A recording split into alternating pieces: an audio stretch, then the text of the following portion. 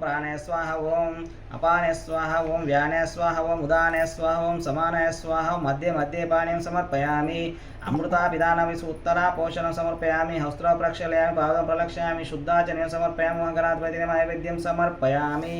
ताम्बूलं कुगिलपलक्ष कर्पूरै नागवल्ली दलैरुत्यं मुक्ताचूर्ण संयुक्तां ताम्बूलं प्रतिगृह्यां श्री महागणाधिपते नमः ताम्बूलं समर्पयामि नीराजनं वेदाहमेतं पुरुषं महन्तम् आदित्यवर्णं तमस्तपस्तु पारे सर्वाणि रूपाणि विचित्य धीर नामानि कृत्वा विवदन् यदस्ति श्री महागणाधिपते नमः नीराजनं समर्पयामि मंत्रपुष्पं